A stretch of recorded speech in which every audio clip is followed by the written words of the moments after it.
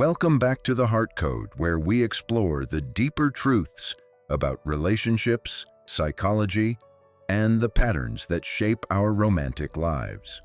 Before we dive into today's crucial topic, I want to ask you for a small favor. If you find value in what we discussed today, please hit that like button, leave a comment sharing your thoughts or experiences, and don't forget to subscribe to our channel so you never miss insights that could transform your understanding of relationships. And if you really want to support the work we do here, consider showing your appreciation with a super thanks. It means the world to us and helps us continue creating content that empowers you. Now, let's get into something incredibly important. Picture this scenario. You've met someone who seems absolutely perfect. He's charming, attentive, successful, and everything appears to align beautifully. He says all the right things at the right moments. He remembers details about your conversations. He seems genuinely interested in your life, your dreams, your past. For the first time in perhaps years, you feel seen, valued, and excited about the possibility of real connection. The chemistry feels undeniable. The timing seems perfect. Everything your intuition has been waiting for appears to have finally arrived. But here's what mature women often don't realize until it's too late. The most dangerous red flags aren't the obvious ones. They're not the aggressive outbursts or the blatant disrespect that you'd immediately recognize and walk away from. No, the red flags that catch experienced, intelligent, emotionally aware women off guard are far more subtle. They're disguised as positive qualities. They're wrapped in romantic gestures. They're hidden behind words that sound like exactly what you've been hoping to hear. And this is precisely why they're so dangerous. Because you're not looking for them. You've already identified the obvious warning signs you'll never tolerate again. You know you won't accept someone who's openly controlling, obviously unfaithful, or clearly disrespectful. You've learned those lessons. You've done the work on yourself. You've developed standards and boundaries. So when someone appears who doesn't display any of those obvious problems, your guard comes down. You think you're safe. You believe you've finally found someone different. But what if I told you that the man who seems perfect is often the one you need to watch most carefully? What if the absence of obvious red flags is actually concealing a completely different set of warning signs that are even more insidious because they operate beneath your conscious awareness? What if your experience, your wisdom, your emotional intelligence are all being carefully studied and strategically used against you? This is the uncomfortable truth we need to explore today, because mature women bring something incredibly valuable to relationships. You bring emotional depth, life experience, self-awareness, independence, and clarity about what you want. These are tremendous strengths, but they can also become vulnerabilities when you're dealing with someone who knows exactly how to appeal to those specific qualities. Someone who understands that the way to win over a woman of substance isn't through obvious manipulation, but through sophisticated emotional strategies that feel like genuine connection. Let's start with one of the most commonly missed red flags, and it's going to surprise you because it often looks like one of the most positive qualities someone can have. Excessive early intensity. Now, I know what you might be thinking. Isn't intensity a good thing? Doesn't it show genuine interest and passion? And yes, authentic intensity can be wonderful. But there's a crucial difference between organic emotional connection that builds naturally and calculated intensity that's designed to overwhelm your discernment. Here's how this typically unfolds. You meet someone, and from the very first conversation, everything feels extraordinary. The connection seems deeper than anything you've experienced in years. He's not just interested in surface-level small talk. He wants to know about your childhood, your dreams, your deepest fears and aspirations. He shares vulnerable details about his own life with remarkable openness. within days or perhaps just weeks. He's talking about how different you are from anyone he's ever met, how he's never felt this way before, how he can see a future with you that he couldn't imagine with anyone else. For a mature woman who has perhaps spent years in unfulfilling relationships or navigating the complexities of dating after divorce or loss, this intensity feels like validation. It feels like finally someone who operates at your emotional depth, someone who isn't afraid of real intimacy, someone who values the same things you value. The conversations are profound. The emotional connection feels unprecedented. The pace feels exhilarating rather than alarming because it seems mutual, organic, and genuine. But here's what's actually happening beneath the surface. This intensity serves a very specific strategic purpose. It's designed to create what psychologists call accelerated intimacy. By moving the emotional connection forward at an unnaturally rapid pace, he's accomplishing several things simultaneously. First, he's creating a sense of special uniqueness around your connection that makes you less likely to question anything, because questioning would mean doubting something that feels so rare and valuable. Second, he's bypassing the natural time and experience that would normally allow you to observe his character, consistency, and true nature across different situations and contexts. Third, he's creating an emotional investment so quickly and so deeply that by the time any concerning patterns start to emerge, you're already emotionally bonded in ways that make it much harder to think clearly or walk away. Think about healthy relationship development for a moment. Real intimacy builds gradually. Trust develops through consistent actions over time. Emotional vulnerability increases as safety is demonstrated repeatedly through both words and behavior.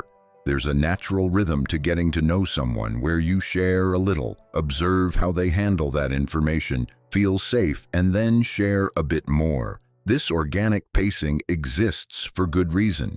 It protects both people. It allows character to reveal itself naturally. It creates space for discernment. But accelerated intimacy deliberately short-circuits this protective process. Instead of trust being earned slowly through demonstrated reliability, it's manufactured quickly through emotional intensity. Instead of vulnerability being shared gradually as safety is established, it's exchanged rapidly in ways that create artificial bonding. The person employing this strategy understands something crucial about human psychology. When we share deep personal information with someone, we automatically begin to trust them more, even if that trust hasn't been earned through their actions. When someone shares vulnerable details with us, we feel special, chosen, and connected in ways that bypass our rational assessment.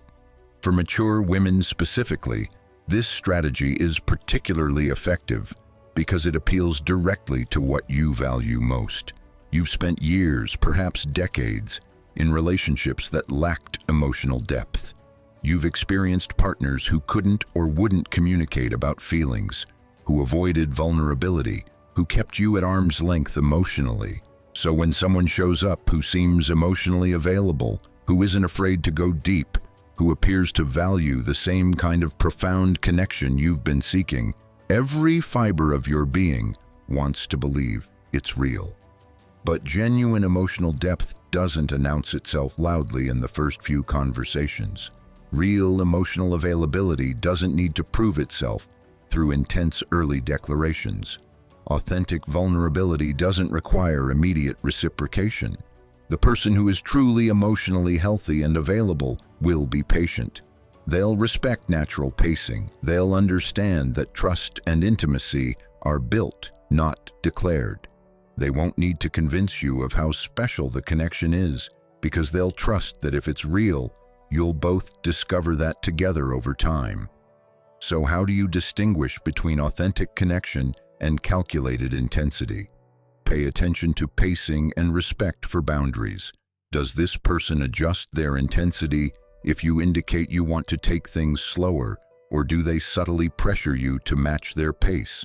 Do they respect when you're not ready to share certain things? Or do they probe and push for information? Can they be patient with natural relationship development? Or do they consistently try to accelerate things? Watch for consistency between words and actions over time. Anyone can maintain an intense persona for a few weeks or even months. But does this intensity remain consistent across different contexts? Is he equally emotionally available when things are boring or difficult, not just exciting and new? Do his actions consistently match the depth of his words? Or is the emotional intensity primarily verbal? Notice whether the intensity is truly mutual or if you feel pressured to match it. Are you genuinely feeling these depths of emotion naturally? Or are you feeling like you should feel them because of how intensely he's presenting? Is there space for you to have your own pace and rhythm? Or does the relationship only work if you're matching his intensity? Pay attention to whether this person has a strong, stable life outside of the developing relationship. Someone who is genuinely emotionally healthy will have established friendships, interests, responsibilities, and a life that doesn't immediately get abandoned the moment a new romantic connection appears. But someone using intensity as a strategy will often make you the instant center of their entire world, which feels flattering but is actually concerning because it suggests either instability or strategic manipulation. The second major red flag that mature women often miss is something I call strategic mirroring. And this one is particularly insidious because it doesn't just feel good, it feels like destiny. Like you've finally met someone who truly understands you, who shares your values, who wants the same things from life that you want. Here's how strategic mirroring typically manifests. As you share details about yourself, your beliefs, your values, your interests, your dreams, you notice remarkable alignment. He loves the same obscure music you love. He values the same qualities in relationships that you value. He has similar political or spiritual views. He wants the same lifestyle you want. The things that matter most to you matter just as much to him. It's uncanny. It feels like meeting your other half, like the universe has finally brought you someone who operates on your wavelength. For a mature woman, this alignment feels especially meaningful because you've reached a point in life where you know yourself well. You're not still figuring out what you believe or what you want. You've developed clear values, specific preferences, and non-negotiable standards. You've spent years becoming yourself. So when someone appears who seems to already be on that same page, who doesn't need you to explain or justify who you are because they simply get it, the relief and joy of that recognition is profound. But here's what you need to understand about strategic mirroring. A person who is studying you carefully can identify your values, preferences, and desires remarkably quickly.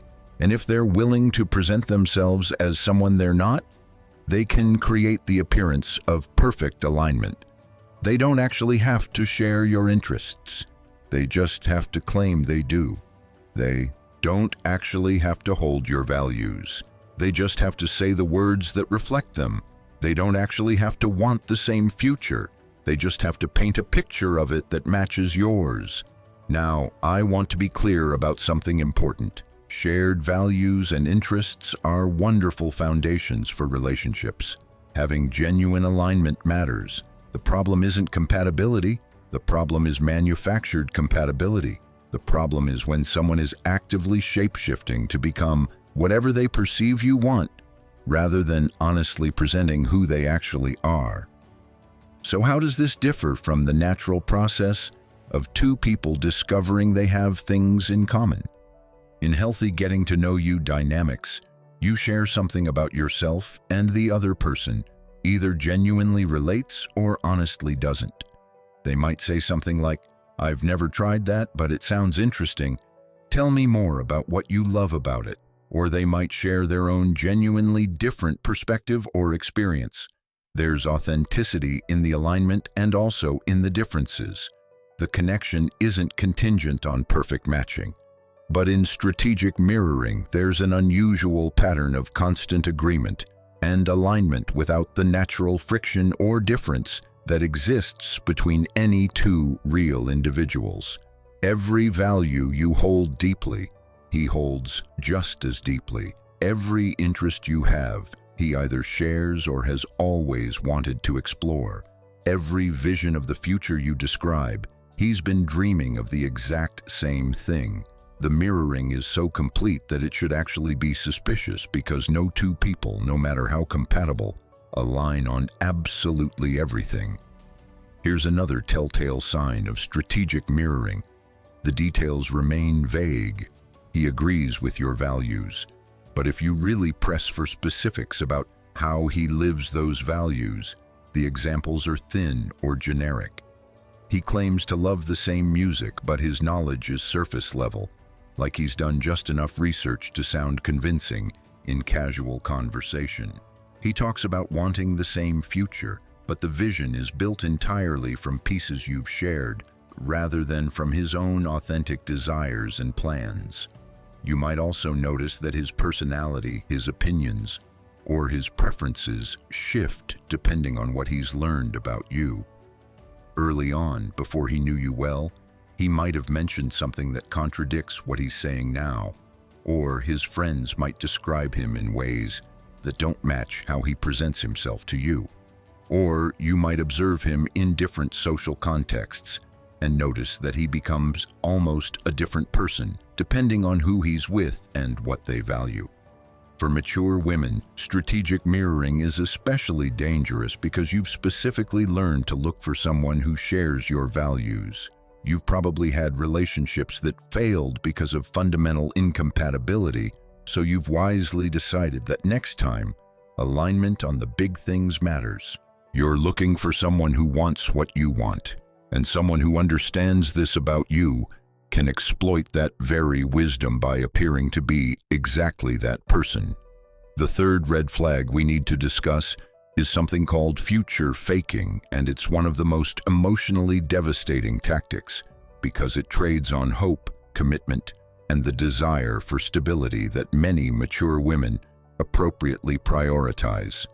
Future faking occurs when someone creates detailed, compelling visions of a shared future with absolutely no intention of actually creating that future. He talks about trips you'll take together, houses you might buy, how wonderful holidays will be when you're blending your families, where you might retire someday, how he can't wait to meet your children or grandchildren. He weaves elaborate pictures of your life together that feel so specific and real that your brain begins to treat them as plans rather than fantasies. For a woman who has perhaps been through divorce, widowhood, or years of disappointing relationships, these conversations feel like coming home.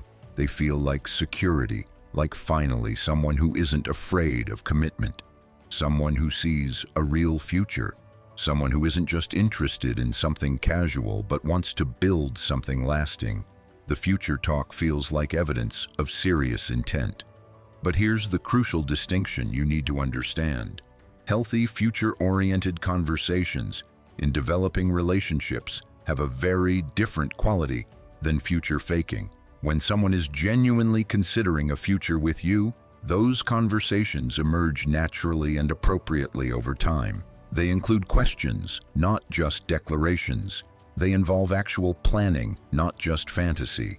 They acknowledge potential challenges and logistics, not just romantic ideals. And most importantly, they are accompanied by present moment actions that align with the future being discussed. Future faking, by contrast, is heavy on talk and empty on action. He paints beautiful pictures of next year, 5 years from now, growing old together, but somehow he's unavailable, inconsistent, or resistant to actual steps that would move toward that future. He talks about commitment but avoids defining the relationship. He discusses moving in together someday, but has endless reasons why now isn't the right time. He mentions marriage but has never actually been married despite being in long-term relationships before, or he's been married multiple times with a pattern of talking about forever and then leaving. What makes future faking so effective as a manipulation tactic is that it keeps you invested and hopeful while requiring absolutely nothing real from him in the present.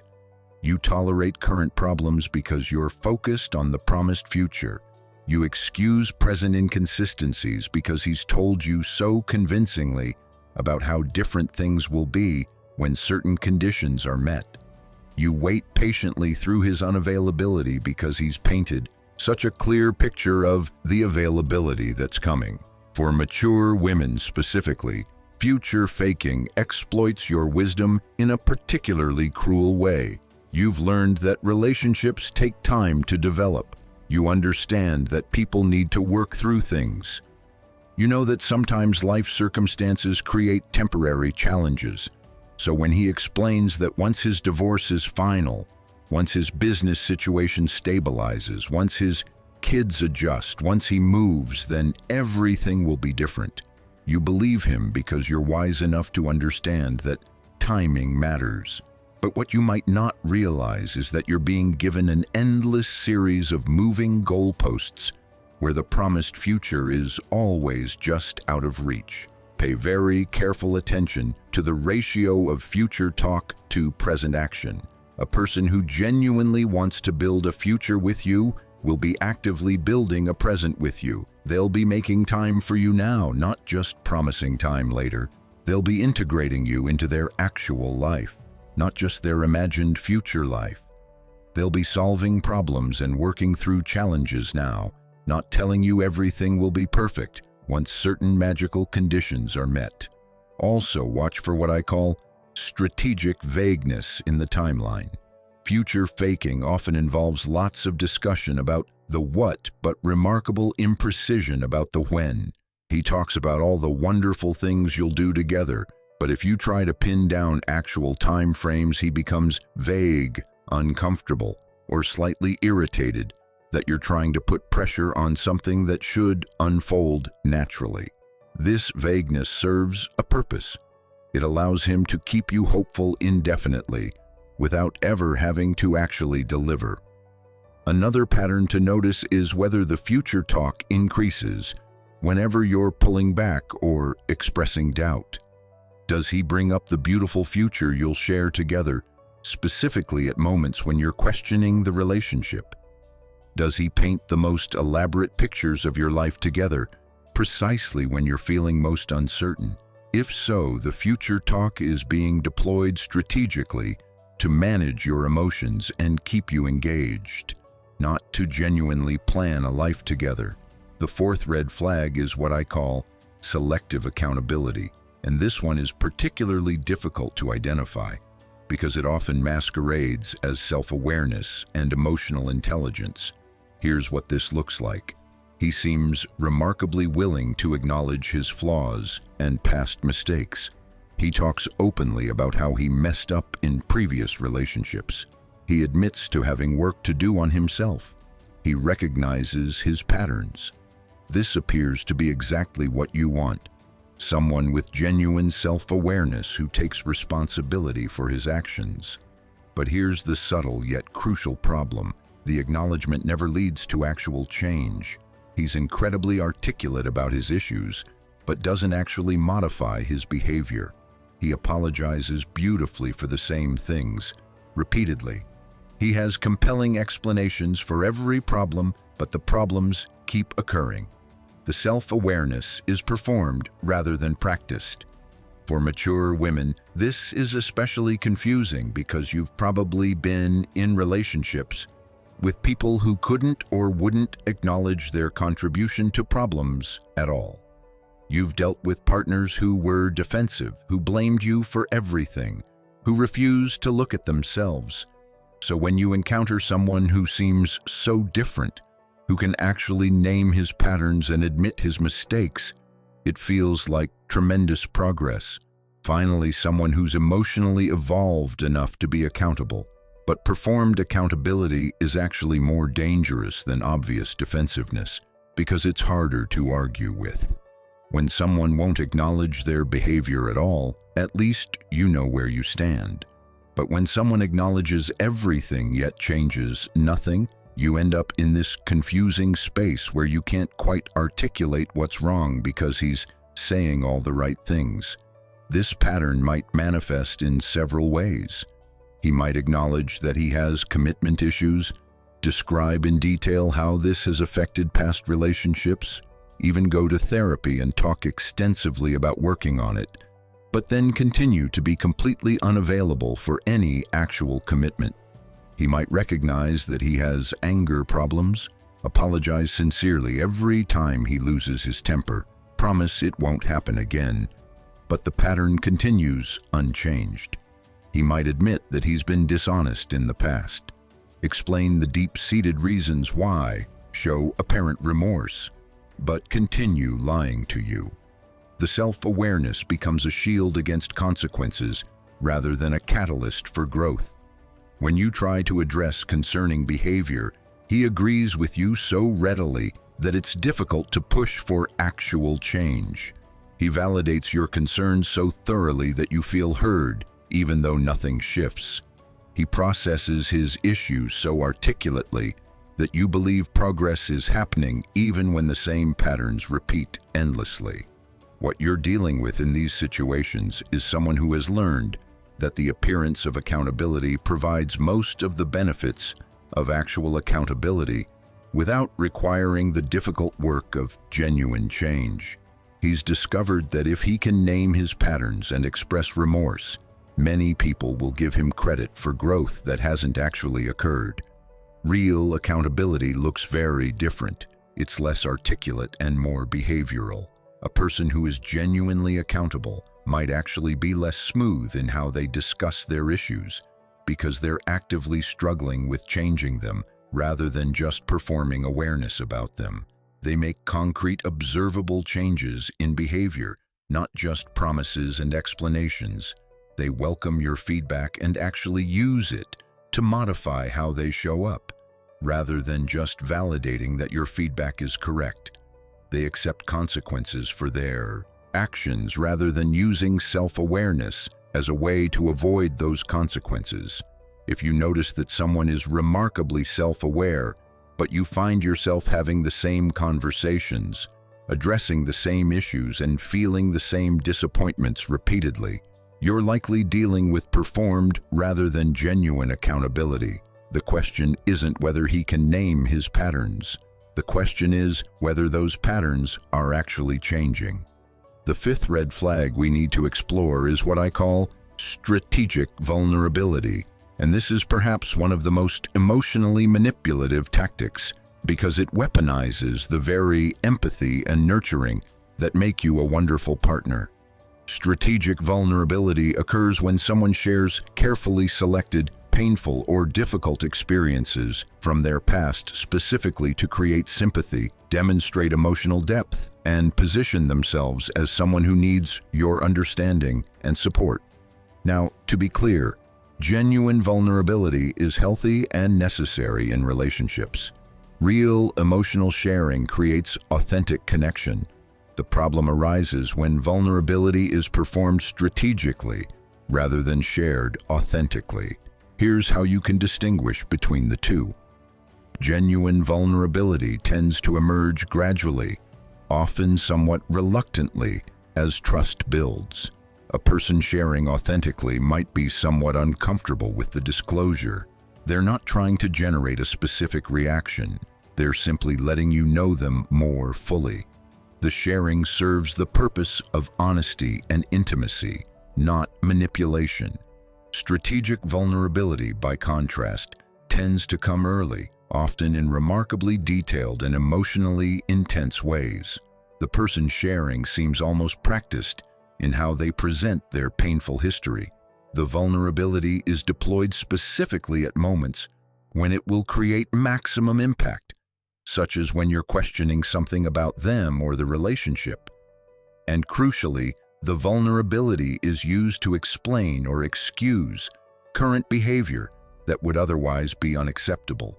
For example, He might share an extremely painful story about betrayal in a past relationship to explain why he's so guarded or why he needs to move slowly, but then that explanation becomes a permanent excuse for never actually offering commitment or consistency. Or he might describe childhood trauma to contextualize certain behaviors, but the trauma becomes a shield against any expectation that he'll work on those behaviors. Or he might reveal struggles with depression or anxiety in ways that position you as cruel or unsupportive if you have any boundaries around how his mental health affects you. For mature women, strategic vulnerability is particularly effective because you likely have deep wells of empathy and understanding. You know that everyone carries wounds. You understand that past experiences shape present behavior. You're not looking for someone perfect.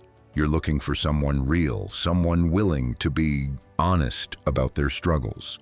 So when someone shows you that vulnerability early, it feels like trust, like genuine connection, like someone who isn't hiding behind a facade. But what you might not realize is that this vulnerability is being carefully calibrated.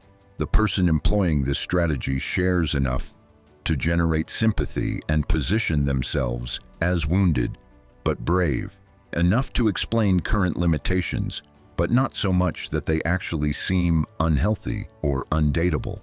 They're showing you their scars, but framing those scars in ways that make you want to be the person who finally loves them correctly, who finally gives them the understanding they've never had.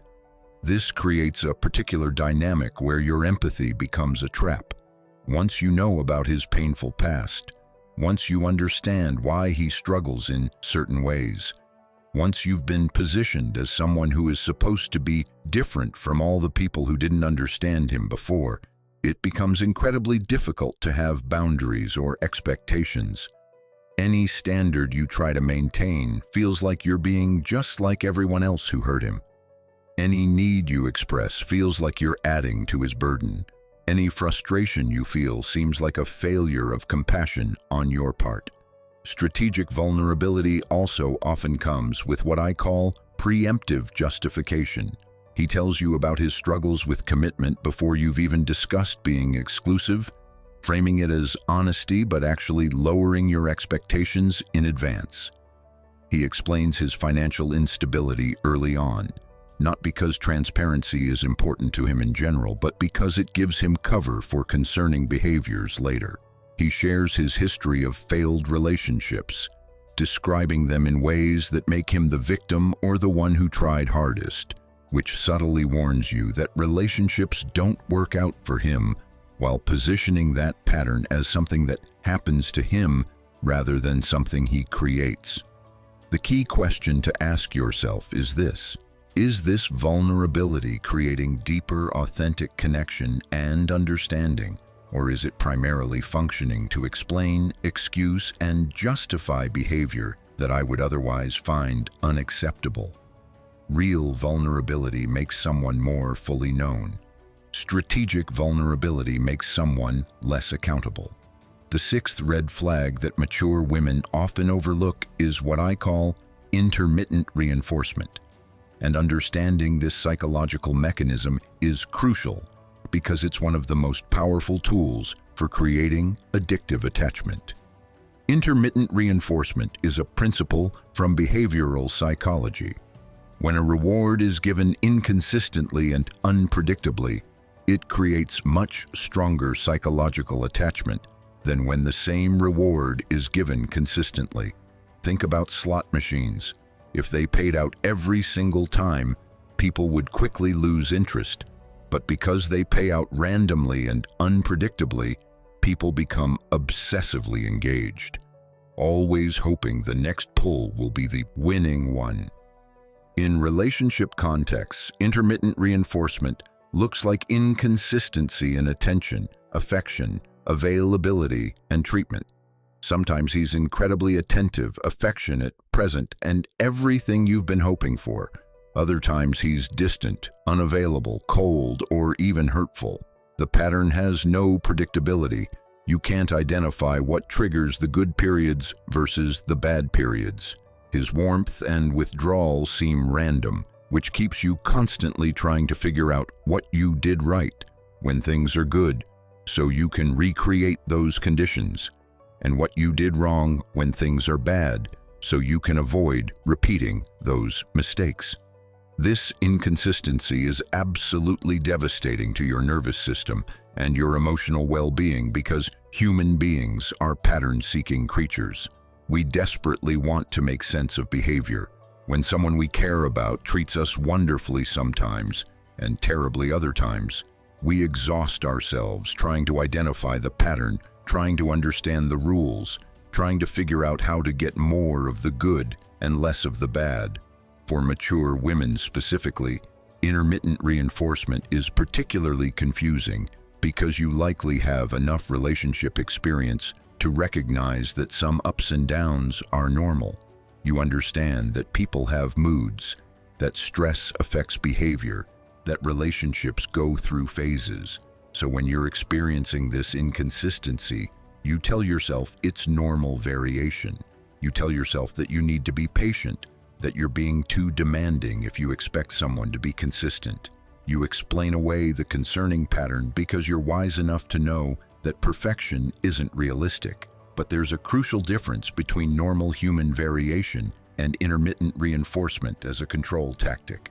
Normal variation occurs within a relatively stable baseline of respect, care, and consistency. Someone might be more or less energetic, more or less talkative, more or less affectionate based on what's happening in their life. But the fundamental way they treat you remains consistent. They don't oscillate between making you feel cherished and making you feel worthless.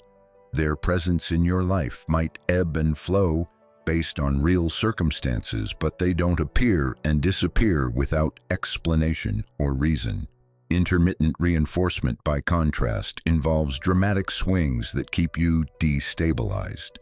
He might be intensely present and romantic for a period, making elaborate plans, spending lots of time with you, being affectionate and communicative, and then suddenly withdraw almost completely with no explanation or with explanations that don't quite make sense.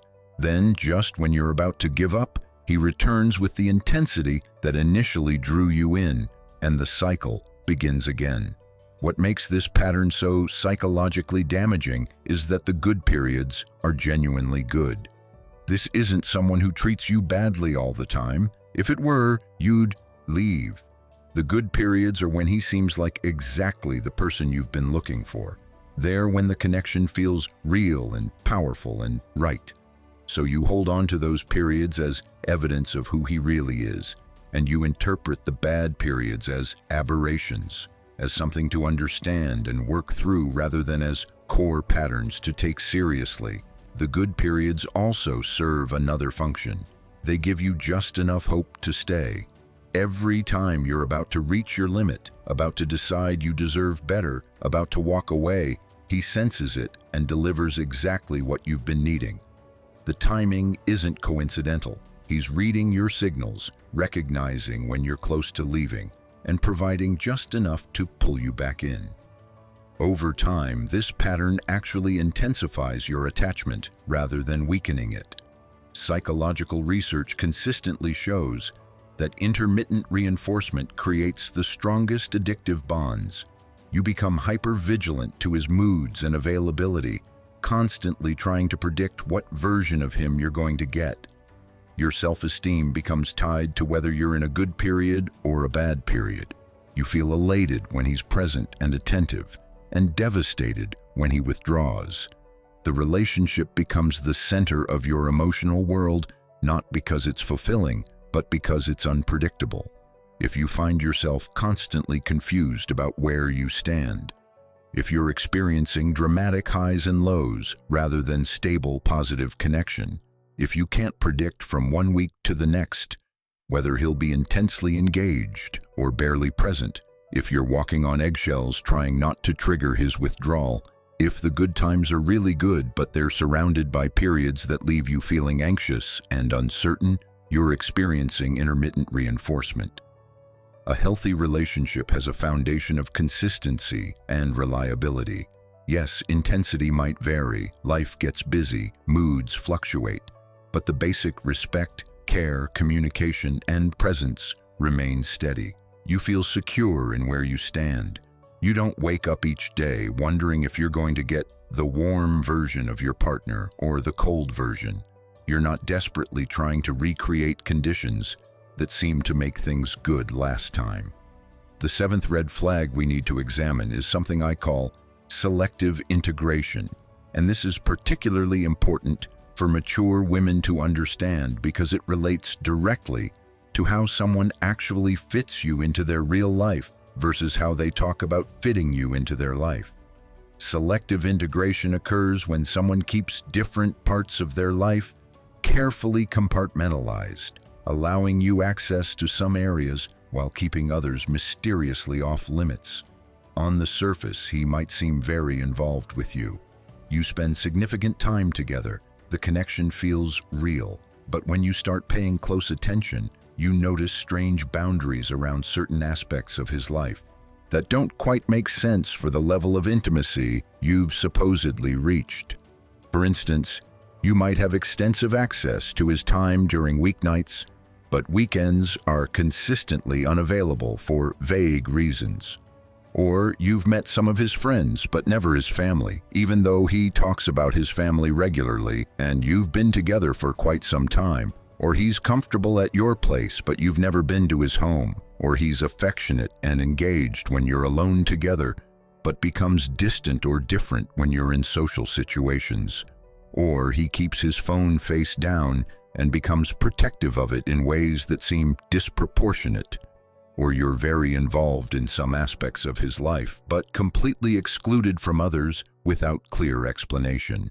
Now, it's important to acknowledge that healthy people do have boundaries between different areas of their lives, and those boundaries can be appropriate. Not every person wants to immediately merge every aspect of their existence with a new partner.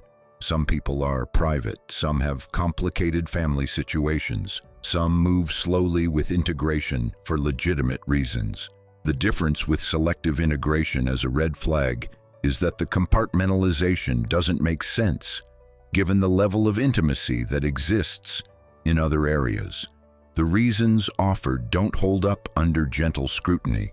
The pattern persists even as the relationship deepens and time passes, and there's resistance or defensiveness when you try to understand or bridge these gaps. For mature women, selective integration is often rationalized because you respect independence and you're not looking to rush into enmeshed codependency. You understand that healthy relationships allow for individual space. You're not trying to control or possess someone. So when he maintains certain boundaries, you tell yourself you're being respectful of his autonomy. You pride yourself on not being needy or demanding. But here's what you need to understand. Integration is a natural byproduct of genuine deepening intimacy. When someone is authentically falling in love with you and building a real relationship, they want you in their life, not in controlled, compartmentalized ways, but actually in their life. They want you to meet the people who matter to them. They want to share their space with you. They're proud to be with you in public. They naturally start blending their world with yours, because that's what happens when connection is real. Selective integration, by contrast, suggests one of several concerning possibilities. He might be hiding something specific, like another relationship, a living situation that contradicts what he's told you, or aspects of his life that would change how you see him.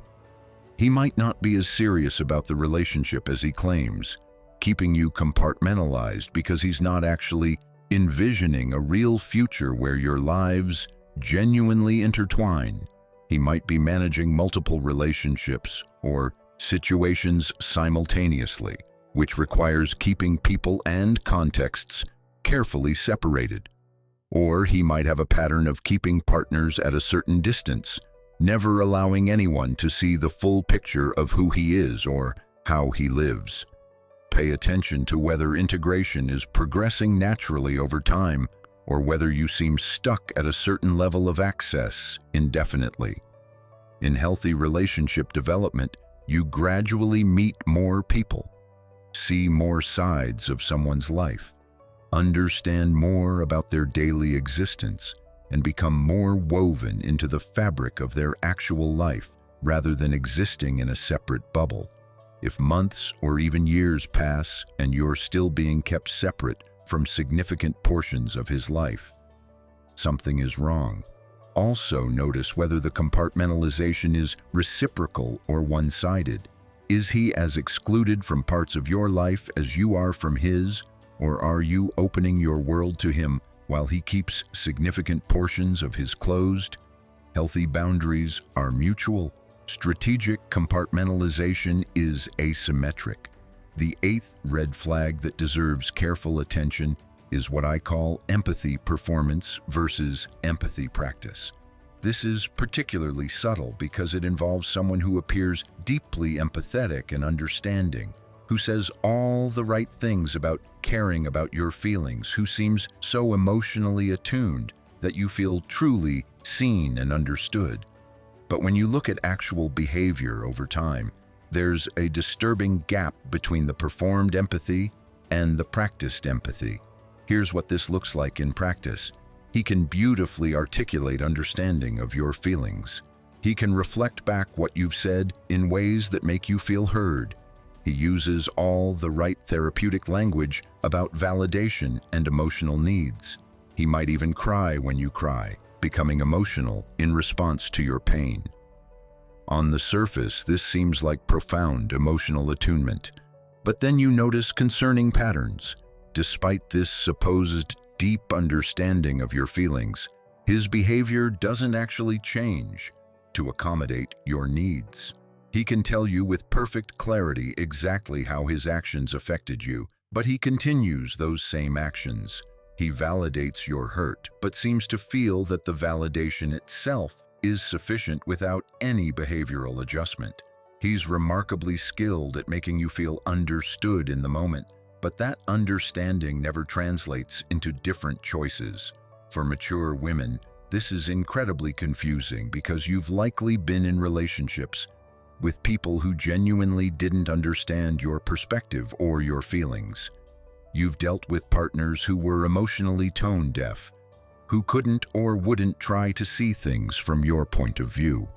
So when you encounter someone who seems so different, who really seems to get you, who can articulate your experience back to you with such accuracy, it feels like you've finally found someone with real emotional intelligence. But empathy isn't just about understanding feelings. Real empathy involves caring enough about those feelings to modify behavior accordingly. It's not enough to comprehend that your actions hurt someone. Genuine empathy means that understanding changes what you do. If someone can perfectly describe how their behavior affects you, but continues that behavior unchanged, the empathy is performative rather than authentic. This pattern often manifests in what I call the understand but continue cycle. You express that something he does hurts you or makes you uncomfortable. He responds with apparent deep understanding, validating your feelings, perhaps even becoming emotional about having hurt you. The conversation ends with you feeling heard and him seeming genuinely remorseful, but the behavior continues. When you bring it up again, he seems almost hurt that you're not giving him credit for having understood you the first time. He might say something like, "I thought we already talked about this," or "I already told you I understand why you feel that way," as if the understanding itself should be sufficient. Over time, you find yourself having the same conversations repeatedly. Each time he demonstrates apparent understanding. Each time you feel temporarily reassured. Each time nothing actually changes. You start to doubt yourself, wondering if you're being unreasonable to expect behavioral change when he so clearly understands your perspective. You might even start to feel guilty for continuing to have feelings about something he's already acknowledged. This is exactly what empathy performance is designed to accomplish. It gives the appearance of emotional attunement and care while requiring absolutely no sacrifice, compromise, or actual change. He gets credit for being emotionally intelligent without having to do the hard work of actually caring enough about your experience to let it inform his choices. Real empathy looks different. When someone genuinely cares about your feelings, understanding them naturally leads to behavioral adjustment. If they realize something they're doing hurts you, they stop doing it or they work actively to change it. They don't just validate your hurt, they care enough about your hurt to let it matter in how they show up. The understanding isn't the endpoint, it's the beginning of change. If you find yourself in endless cycles where you feel heard but nothing changes, where your partner can describe your experience with perfect accuracy but continues to create that experience, where emotional validation is offered as a substitute for behavioral consideration, you're dealing with performed rather than practiced empathy. The ninth red flag is something called strategic unavailability, and this is different from general unavailability or someone who is simply busy. Strategic unavailability is a calculated pattern of being inconsistently available in ways that keep you invested while preventing real relationship development. Here's how this typically unfolds. He has periods of intense availability where he's very present, very engaged, making time for you, prioritizing you. Then he becomes mysteriously unavailable, often with explanations that seem somewhat legitimate but don't quite add up. Work suddenly becomes overwhelming. Family situations arise. He needs space to deal with personal things. Health issues emerge. The explanations are just plausible enough that you can't argue with them, but the pattern is conveniently timed. For mature women, this is particularly frustrating because you understand that adults have responsibilities and complex lives. You're not expecting someone to drop everything for you. You have your own full life. You're attracted to someone who is independent and has their own things going on. So when he explains that work is demanding or family needs him or he's dealing with stress, you're understanding. You pride yourself on being low maintenance and supportive rather than clingy and demanding. But strategic unavailability isn't about normal life demands. It's about a pattern where availability and unavailability seem to be managed specifically to keep you at a certain distance while maintaining your interest. You're available enough that you don't give up entirely, but unavailable enough that real intimacy and commitment never develop. The relationship exists in perpetual potential, never quite forming into something real and substantial. One telltale sign of strategic unavailability is that it often intensifies right when the relationship seems to be moving toward greater commitment or intimacy. Just when things seem to be developing into something more serious, he becomes unavailable. Just when you're starting to feel secure and connected, he withdraws. Just when it seems like natural next steps might occur, circumstances suddenly prevent forward movement. Another indicator is that his unavailability is curiously selective. He might be too busy to make plans with you, but you notice he's somehow available for other things. He can't see you this weekend because of work, but his social media shows him out with friends. He's too overwhelmed to talk regularly, but he's actively engaging online. The unavailability seems to apply specifically to deepening the relationship with you, while other aspects of his life continue normally. Pay attention also to whether the periods of availability and unavailability serve a particular function in managing your emotions. Does he become more available exactly when you're pulling back or expressing doubt? Does he withdraw precisely when you're feeling most secure and committed? If so, the availability isn't being determined by external life circumstances, but by what's needed to keep you in a state of uncertain attachment. Strategic unavailability creates a particular kind of emotional experience where you're constantly in a state of waiting. Waiting for work to calm down. Waiting for family situations to Resolve. Waiting for the stress to pass. Waiting for whatever current circumstance is preventing full availability to change. You're living in perpetual someday, where the real relationship is always just about to begin once current obstacles clear. The problem is that the obstacles never fully clear. As soon as one resolves, another emerges. The timing is never quite right. The circumstances are never quite aligned. There's always something preventing the relationship from developing in ways that would require real commitment, real integration, real presence. A person who genuinely wants to be with you finds ways to make time, even during busy or difficult periods. They might have less time than they'd like, but they create the time they have. They prioritize you within the realistic constraints of their life. They communicate clearly about what they can and can't offer so you can make informed choices. They don't keep you in a perpetual state of waiting for conditions to be perfect. If you feel like you're always waiting for real relationship to begin, if availability seems to be used as a tool to manage your emotions and expectations rather than a natural outcome of life circumstances, if you can't seem to reach stable, consistent connection because something always prevents it, you're dealing with strategic rather than circumstantial unavailability. The 10th red flag we need to explore is what I call conversational dominance disguised as engagement.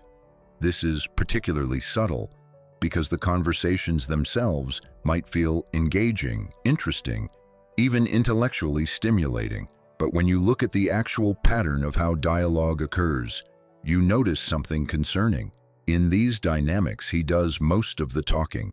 He shares extensively about his ideas, his experiences, his perspectives, his feelings, his day, his work, his interests. He might be articulate, intelligent, entertaining even. The conversations feel substantive rather than superficial. But you realize over time that dialogue is remarkably one-directional.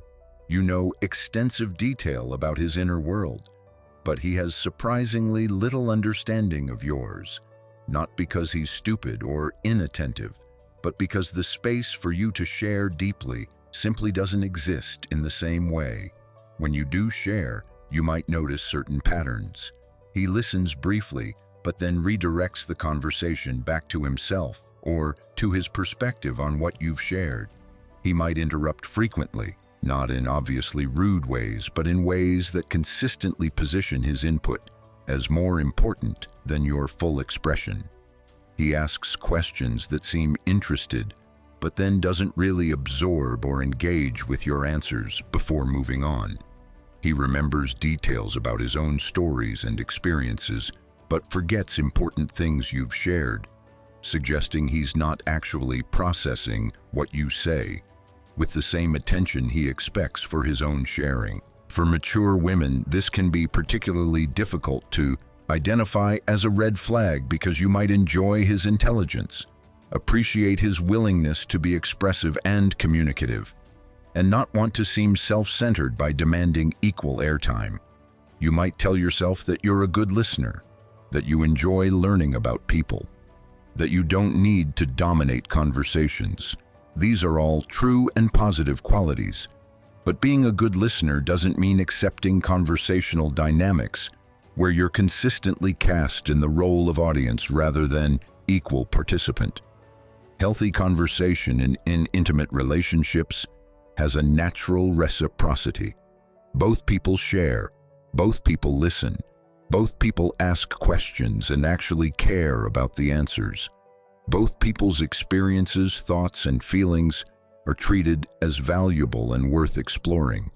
There's a natural back and forth where the conversation builds on both people's contributions rather than one person holding forth while the other responds. When someone consistently dominates conversation, several concerning things are happening. First, they're revealing that they're more interested in being known than in knowing you. Second, they're establishing a dynamic where their inner world is centered while yours remains peripheral. Third, they're demonstrating that your role is to witness, validate, and respond to them, rather than to be an equal partner in mutual exploration and discovery. Pay attention to how you feel after conversations. Do you feel mutually engaged and enriched, or do you feel like you've been performing an emotional labor role of listener, validator, and reactor? Do you come away knowing more about both of you, or primarily about him? Do you feel seen and understood, or do you feel like an appreciative audience? Also notice what happens when you try to create more balance. Do you have to work hard to get space to share, or does it happen naturally? If you share something vulnerable or important, does he engage with real curiosity and care, or does he quickly acknowledge it and move back to his own content? If you try to go deeper into your own experience, does he make space for that, or does he subtly resist or redirect? Conversational dominance often goes hand in hand with emotional unavailability. Someone who monopolizes conversation is often unconsciously or consciously avoiding the intimacy that would come from truly knowing you. By keeping the focus on themselves, they maintain control of the emotional landscape. They get the benefits of your attention, understanding, and validation without having to provide the same depth of witnessing in return. This pattern is also often a preview of broader relationship dynamics. If someone positions themselves as the center of conversational attention, they'll likely position themselves as the center of the relationship in other ways too. Your needs, your feelings, your experiences will consistently be secondary to theirs. You'll find yourself in a supporting role in your own relationship, there to appreciate, support, and validate rather than to be equally met. The 11th red flag that requires serious attention is what I call boundary testing. This is one of the most important patterns to identify early because it's a direct preview of whether someone will respect your autonomy and limits throughout a relationship. Boundary testing occurs when someone repeatedly pushes against limits you've expressed, either by directly violating them or by subtle, persistent pressure that makes you question or relax those boundaries. The testing often starts small, with limits that seem relatively minor, which is part of why it's so insidious. He might test boundaries around your time, your space, your privacy, your other relationships, or your stated preferences. Here's what this might look like in practice. You mention that you prefer to move slowly physically, and he agrees, but then consistently creates situations where physical boundaries are pushed just a little bit. You say you need certain nights free for other commitments, and he acts understanding, but then regularly tries to make plans on those nights, expressing disappointment when you hold your boundary. You express discomfort with certain kinds of communication or behavior, and he initially respects it, but then gradually reintroduces the very thing you've said you're not comfortable with, framing it as spontaneous or affectionate, rather than as boundary violation. For mature women, boundary testing is particularly concerning because you've worked hard to develop clear boundaries. You know what you will and won't accept. You've learned to communicate your limits. So when someone tests those boundaries, there's often internal conflict. On one hand, you recognize the boundary is being pushed. On the other hand, he makes it seem so unintentional, so minor, so much about his enthusiasm or feelings rather than about disrespecting your clearly stated limits. Boundary testing often comes with specific verbal strategies that make it harder to maintain your boundaries without seeming unreasonable. He might use flattery to soften your boundaries, suggesting that the boundary exists because of how other men have behaved, but implying that he's different so the boundary shouldn't apply to him. He might frame boundary holding as evidence of lack of trust or lack of genuine feeling, suggesting that if you really cared about him or trusted him, you wouldn't need that particular limit. He might agree with your boundary verbally, but then act hurt or disappointed when you actually enforce it, creating emotional pressure to relax the boundary to avoid disappointing him. What's crucial to understand is that boundary testing early in a relationship is one of the most reliable predictors of how someone will handle your boundaries throughout the relationship. If someone respects your limits easily and completely early on, they'll likely continue to do so. If they test, push, negotiate, and pressure early on when they're theoretically trying to make the best impression, they will absolutely escalate that behavior once the relationship is more established. Healthy responses to boundaries look very different than boundary testing. When you express a limit to someone who respects you, they simply accept it. They don't need extensive explanations. They don't push back or try to negotiate. They don't test the boundary to see if you really mean it. They don't make you feel guilty or unreasonable for having the boundary. They just respect it because respecting your autonomy is more important to them than getting what they want in that moment. Pay close attention to first-time boundary expressions. When you say no or express a limit for the first time about anything, how does he respond? Does he accept it gracefully, or is there pressure, negotiation, hurt, or subtle punishment? Does he bring it up again later, trying to change your mind? Does he respect the boundary but make you feel bad about having it? Your answer to these questions will tell you almost everything you need to know about whether this person is safe for you. Also, watch for what I call boundary erosion. This is when someone technically respects a boundary but creates such consistent low-level pressure around it that you eventually relax it, not because you've genuinely changed your mind, but because maintaining it has become exhausting. He doesn't violate your boundary outright, but he makes sure you understand he's disappointed by it. He doesn't argue with your limit, but he regularly brings up how different things would be without it. He accepts your no, but in ways that make you feel like you're depriving him of something important. Over time, this creates a dynamic where you start to question your own boundaries. You wonder if you're being too rigid, too cautious, too self-protective. You start to feel guilty for having limits that inconvenience him or limit his access to you. You might relax boundaries you wouldn't otherwise relax just to reduce the constant tension around them. This is exactly what boundary testing is designed to accomplish. It identifies which of your limits are firm and which might be negotiable.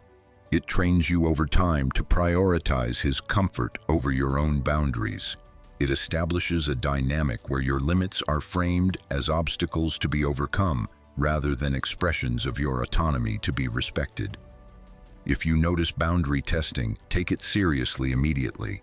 How someone responds to your first boundaries tells you whether they see you as an autonomous person whose limits deserve respect or as someone whose resistance needs to be overcome.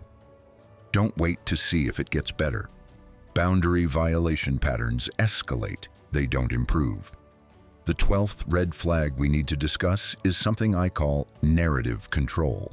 And this is particularly important for mature women to understand because it involves someone who shapes the story of your relationship in ways that serve their interests, while making it difficult for you to maintain your own perspective.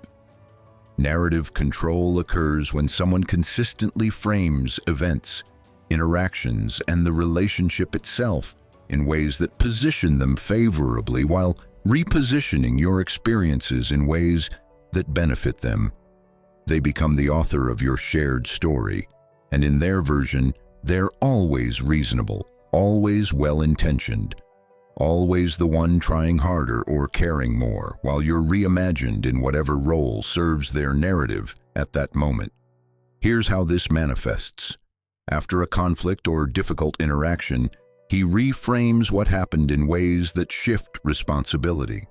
What you experienced as him being cruel becomes recast as him being honest. What you understood as a broken promise becomes reframed as a misunderstanding that you created by having unrealistic expectations.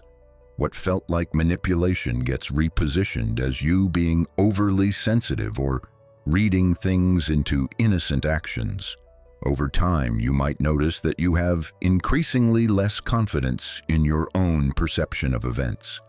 You remember things one way, but his version sounds so reasonable, so confident, and is delivered with such conviction that you start to doubt your own memory and interpretation.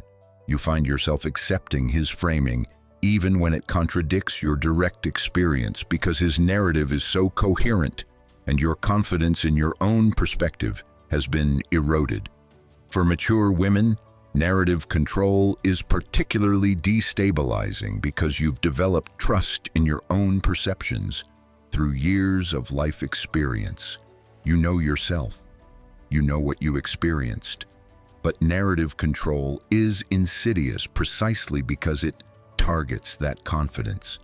By consistently offering alternative interpretations that cast doubt on your version of events, he creates uncertainty where there should be clarity. This often works through several specific strategies. One is what I call preemptive framing, where he establishes his interpretation of events before you've fully processed your own experience. Something happens that troubles you, and before you've even had a chance to think through what you feel, he's already named what happened in ways that foreclose other interpretations. He's already told you what you must be feeling, what you must be thinking, what really occurred, all delivered with such certainty that contradicting it feels like you'd be arguing with reality rather than just offering a different perspective. Another strategy is historical revision. He recounts past events in ways that don't match your memory, confidently asserting things that you're fairly certain didn't happen that way. When you express confusion or disagreement, he doubles down, perhaps bringing up small details that seem to support his version, making you question whether your memory is faulty. Over time, you lose confidence in your ability to accurately remember what happened, which gives him increasing control over the accepted narrative of your relationship. A third common tactic is perspective invalidation dressed as rationality. When you express how you experienced something, he doesn't argue with your feelings but reframes them as irrational, overly emotional, or distorted by your issues. Your hurt becomes your oversensitivity. Your anger becomes your baggage from past relationships. Your boundaries become your fear of intimacy. The actual content of your experience is displaced by analysis of your psychological state that conveniently explains away the legitimacy of your perspective. The cumulative effect of narrative control is that you become less and less certain of your own reality. You start to rely on his interpretation of events because you've learned that your own perceptions will be reframed anyway. You stop trusting your instincts because they've been repeatedly positioned as unreliable. You accept his version of who you are, what you feel, what you need, and what's really happening in the relationship because maintaining your own perspective against constant reframing is exhausting and creates constant conflict. This is profoundly dangerous because your perception of reality is your primary tool for protecting yourself. When you can't trust your own experience, when your feelings and memories are constantly being repositioned to serve someone else's narrative, you lose the ability to recognize mistreatment, to identify patterns, to make clear decisions about what's acceptable.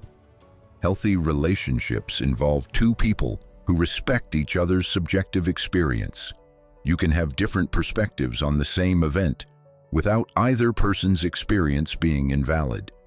You can disagree about interpretation while still honoring that you each genuinely experienced things in the way you say you did. There's room for both realities without one person's version having to dominate.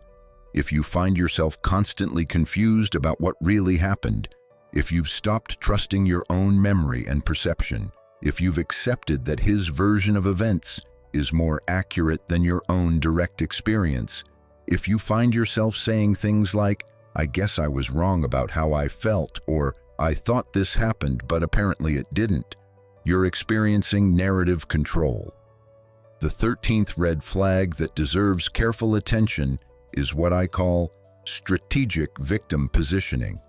This is perhaps one of the most emotionally manipulative tactics because it weaponizes your empathy and your natural desire to be supportive and understanding. Strategic victim positioning occurs when someone consistently positions themselves as the wronged party, the misunderstood one, the person who has been hurt by others, including potentially by you, regardless of what the actual circumstances are. This isn't about someone who has genuinely experienced hardship sharing their struggles. This is about someone who deploys victimhood strategically to avoid accountability, generate sympathy, and control the emotional dynamics of the relationship. Here's what this pattern typically looks like. Whenever there's conflict or whenever you try to address concerning behavior, somehow the conversation ends with him as the victim. You tried to express that you felt hurt by something he did, but by the end of the conversation, you're comforting him about how hard it is to always be misunderstood. You attempted to discuss a pattern of behavior that concerns you, but the discussion becomes about how difficult his life is and how much pressure he's under from all sides, including from you. You wanted to talk about your needs not being met, but somehow you end up apologizing for being demanding. For mature women, strategic victim positioning is particularly effective because you have empathy, you understand that people struggle, and you don't want to be someone who adds to another person's burden. You've probably been in situations where you genuinely were too hard on someone, expected too much, or didn't adequately consider what they were dealing with. So when he positions himself as the victim of your expectations or your hurt or your boundaries, you genuinely question whether you're being unfair. This tactic works through several mechanisms. One is what I call pain competition. Whenever you express hurt or need, he matches or exceeds it with his own suffering. You can't be hurt without him being more hurt. You can't have needs without those needs being positioned as additional weight on his already overburdened shoulders. Your pain is never allowed to simply exist on its own. It's always immediately contextualized within the framework of his greater pain or harder circumstances. Another mechanism is historical victimhood used as preemptive excuse. He's shared extensively about all the ways he's been wronged by others, all the people who didn't understand him, all the situations where he was treated unfairly. This history serves as constant context that makes it very difficult for you to hold him accountable for anything, because doing so positions you as just another person who doesn't understand, who's being unfair, who's hurting him like everyone else has. A third common pattern is what I call the fragility defense. He presents himself as so emotionally fragile, so damaged by past experiences, so vulnerable that you can't possibly confront him about anything without causing harm. Your legitimate concerns become attacks on a wounded person. Your boundaries become additional trauma for someone who has already been through so much. Your expectations become unreasonable demands on someone who is barely holding it together. The cumulative effect is that you become increasingly reluctant to have any needs, express any hurt, maintain any boundaries, or expect anything, because doing so makes you the victimizer in the narrative. You start to monitor and edit yourself constantly, ensuring that you're not adding to his burden, not being like the people who hurt him before, not being demanding or unfair or insensitive. Meanwhile, his behavior continues unchanged because the victim position makes him unaccountable. How can you hold someone accountable who is already suffering so much? How can you expect anything from someone who is already overwhelmed? How can you add to the pain of someone who has already been through so much? The victimhood becomes a shield against any expectation, any boundary, any consequence. It's important to distinguish between strategic victim positioning and someone who is genuinely struggling and needs support. The difference lies in several key factors. Genuine struggle doesn't prevent accountability. Someone who is really going through difficulty can still acknowledge when they've hurt you, can still respect your boundaries, can still take responsibility for their behavior even while dealing with their own challenges. Genuine struggle doesn't operate as a constant trump card that invalidates your experience, and genuine struggle is accompanied by actual efforts to address the difficulties, not just endless rehearsal of suffering without any movement toward change or healing. Strategic victim positioning, by contrast, is deployed specifically in response to accountability. It emerges precisely when you're trying to address something.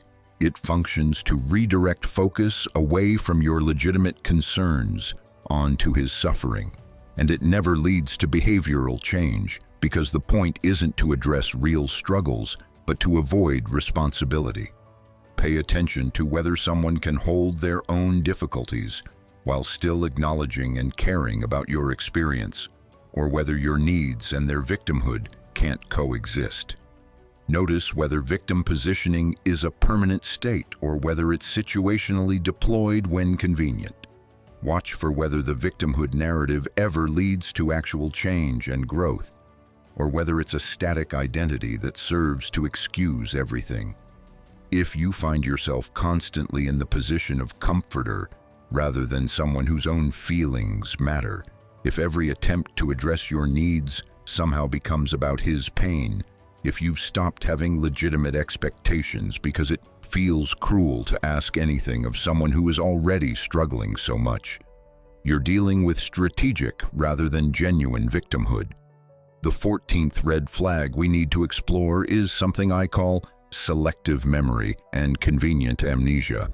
This pattern is particularly crazy-making because it involves someone who remembers in ways that consistently serve their interests, while forgetting things that would require accountability. Here's how this manifests. He has remarkably detailed memory for things that support his narrative or his position. He remembers everything you've ever said that could be used to argue you're being inconsistent or that you agreed to something.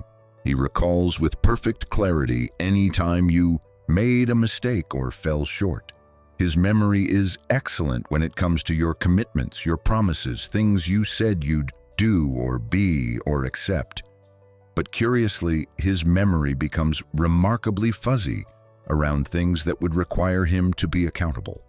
Promises he made seem to evaporate from his recollection. Conversations where you clearly expressed boundaries that he later violated apparently never happened in his memory. Agreements about how things would be somehow never registered. Hurtful things he said mysteriously don't exist in his recall of events. For mature women, this is particularly frustrating because you clearly remember these conversations and commitments. You're confident in your recollection. But when you're consistently met with genuine seeming confusion or denial about whether something was actually said or agreed to, you start to doubt yourself. Maybe you didn't communicate as clearly as you thought. Maybe it happened in a different conversation with a different person. Maybe your memory is less reliable than you believed. This pattern often works in tandem with narrative control. Together, they create a situation where the only version of events that matters is his version, because according to his memory, your version simply didn't occur. You can't prove what was said. You can't definitively establish what was agreed to. It becomes your word against his, and he's so confident in his recollection while you're increasingly uncertain about yours. Selective memory serves several strategic functions. First, it allows him to escape accountability for promises, commitments, and agreements. If he doesn't remember making them, he can't be held responsible for not keeping them. Second, it allows him to rewrite relationship history in ways that serve his interests. Without acknowledgement of what was actually said and agreed to, he can claim the relationship has always been whatever he currently needs it to be. Third, it destabilizes your confidence in your own perception and memory, which makes you easier to control and manipulate. Pay attention to the pattern of what's remembered and what's forgotten. If there's a clear self-serving pattern where he has excellent recall of anything that benefits him and convenient amnesia about anything that would require accountability, you're not dealing with normal human memory limitations. You're dealing with strategic selective recall. Also notice how he responds when you insist something was definitely said or agreed to. Someone with genuinely imperfect memory might say something like, "I honestly don't remember that, but I believe you. What did I commit to?" Someone using selective memory strategically will typically become defensive, suggest you're misremembering or lying, or frame your insistence as you trying to create obligations that were never agreed to. Healthy relationships involve both people taking each other's memory and recall seriously, even when their own recollection differs. If you genuinely remember a conversation one way and your partner remembers it differently, you can acknowledge both realities without either person insisting the other is wrong or delusional. You can say, "I really don't remember it that way, but I trust that's your experience of what was said. So let's talk about how we move forward." But selective memory doesn't allow for this kind of mutual respect. There's only one truth, conveniently always his version, and your recollection is consistently framed as inaccurate, confused, or fabricated. Over time, you stop trusting your memory at all, which leaves you completely dependent on his version of reality. If you find yourself constantly questioning what was actually said, if you've started documenting conversations because your memory is so frequently contradicted, if you feel gaslighted about what commitments were made, you're dealing with selective memory as manipulation. The 15th and final red flag we need to discuss is perhaps the most important because it ties many of the other patterns together. It's what I call resistance to relationship definition and progression. This is when someone keeps the relationship in a permanent state of ambiguity, never quite moving forward, never quite committing to what this is or where it's going, despite time passing and despite apparent intimacy. Here's what this looks like in practice. You've been seeing each other for months, maybe longer. You spend significant time together. You're emotionally intimate, perhaps you're physically intimate. You've met some of each other's people. From the outside, it might look like a relationship, but if you try to actually name what this is, to define the relationship, to discuss where it's going, you meet resistance. The resistance might be overt. He might directly say he's not ready to define things, that he doesn't believe in labels, that he wants things to unfold organically without pressure. Or the resistance might be more subtle. He might seem to agree to a conversation about the relationship but then perpetually postpone it. He might engage with the conversation but in ways that lead nowhere, where you talk extensively but nothing is actually clarified or decided. He might agree to commitment in the conversation but then behave in ways that contradict that commitment. For mature women, this is particularly frustrating because you're not interested in games or ambiguity. You've reached a point in life where you value clarity and direct communication. You're not trying to pressure anyone into something they don't want. You simply want honest conversation about what this is and where it might be going, so you can make informed decisions about your own investment and your own life. But here's what's actually happening with resistance to definition and progression. By keeping things ambiguous, he maintains maximum freedom while keeping you invested. He gets the benefits of your emotional availability, your sexual availability, if that's part of the dynamic, your companionship, your support, without having to actually commit to anything. The ambiguity serves him. It doesn't serve you. Ambiguity also makes it impossible for you to have legitimate expectations. If the relationship isn't defined, how can you expect exclusivity? How can you expect prioritization? How can you expect progression? The lack of definition becomes an excuse for him to show up however is convenient for him at any given moment without violating any established agreements, because there are no established agreements. Additionally, ambiguity makes it very difficult for you to decide whether to stay or go. If things were clearly going nowhere, you'd leave. If things were clearly progressing toward real commitment, you'd invest more fully. But the ambiguity keeps you in limbo, always hoping that maybe next month things will clarify. Maybe once he deals with current stressors, he'll be ready for the conversation. Maybe once certain circumstances change, the relationship will naturally progress. Pay attention to whether ambiguity is truly mutual or whether it's being imposed on you. Are you both comfortable with the current undefined state, or is one person wanting clarity while the other refuses to provide it? Are you both unready for commitment, or is the lack of commitment being framed as mutual when actually you'd welcome progression if he were willing? Also, watch for the timeline. Some ambiguity is normal in very early dating. You need time to get to know someone before defining what you are to each other. But if months or years have passed, if you know each other well, if there's significant emotional and possibly physical intimacy, and there's still resistance to any definition or discussion of progression, that's not healthy ambiguity. That's strategic relationship avoidance while maintaining access to you. Notice what happens when you try to create clarity. Does he engage in good faith with the conversation? Or does he make you feel demanding, pushy, or like you're ruining something good by trying to define it? Does he offer legitimate reasons for needing more time, or are the reasons vague and constantly shifting? Does he provide any timeline or conditions under which he would be ready for these conversations? Or is it perpetually not yet, with no indication of what would change that? Healthy relationship progression involves both people being willing to regularly check in about what this is and where it's going. The conversations might not always result in major commitments, but they happen openly and honestly. Both people's needs for clarity are respected. There's genuine mutual decision-making about pacing rather than one person controlling the level of definition to serve their own interests.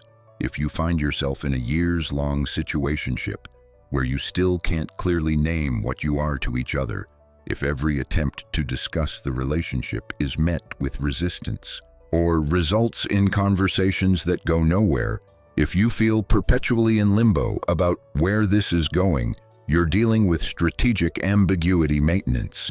And strategic ambiguity almost always benefits the person who is resisting definition at the expense of the person who wants clarity.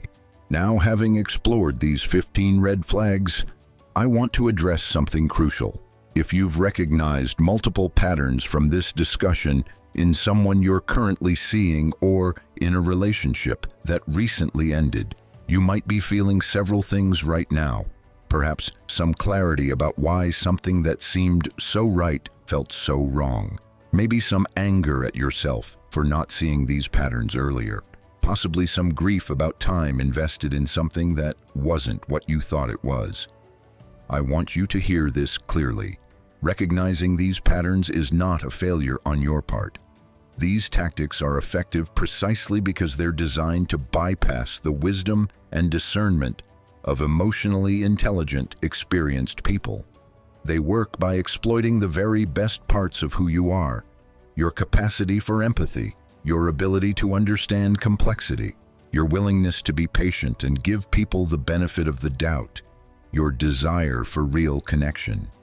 The fact that someone with these patterns got past your initial screening doesn't mean your screening is faulty. It means you encountered someone who is skilled at presenting a false version of themselves long enough to create attachment before revealing who they actually are.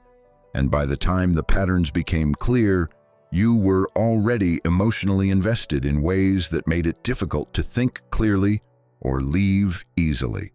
But now you have information. Now you know what to watch for. Now you can recognize these patterns much earlier, before significant investment, before your heart is fully engaged, before you've built your life around someone who is fundamentally incapable of or unwilling to meet you in authentic, healthy partnership. I also want to acknowledge that if you've experienced several of these patterns from the same person, What you've been dealing with isn't just someone with some unhealthy relationship habits. You've likely been in a relationship with someone who is fundamentally emotionally manipulative, whether they're doing it consciously or unconsciously. And that requires not just recognition, but serious thought about whether this relationship can or should continue, and whether you're safe emotionally, psychologically, and possibly physically. For those of you who are not currently in this situation, but are dating or considering dating, this information is protective. These patterns are what you're watching for as you get to know someone new. Not because you're being paranoid or mistrustful, but because you're being wise and careful with your heart, your time, and your life. Healthy relationships exist. Partners who are genuinely emotionally available, who have integrity, who respect your boundaries, who value your autonomy, who show up consistently, who are honest about who they are and what they want. These people are out there. And the better you get at identifying what isn't healthy, the more space and energy you have available for recognizing and building something with someone who is actually capable of real partnership. A few final thoughts about protecting yourself. First, trust your body. Your nervous system often recognizes danger before your conscious mind catches up. If you feel anxious, unsettled, or unsafe around someone, even when you can't quite articulate why, that feeling deserves attention, not dismissal. Your body is giving you information. Second, give yourself time before making major investments or commitments. No matter how perfect someone seems, no matter how intense the connection feels, time is your friend. Character reveals itself over time. Consistency demonstrates itself over time. True intentions become clear over time. Don't let anyone rush you into commitment, into sexual intimacy, into emotional vulnerability, into integrating your lives before you've had adequate time to observe who this person really is across different contexts and situations. Third, maintain your own life, your own friends, your own activities, your own sense of self, even as you're developing a relationship. When you remain grounded in your own full life, you're less vulnerable to manipulation and you maintain the perspective necessary to see situations clearly. You don't lose yourself in someone else's reality.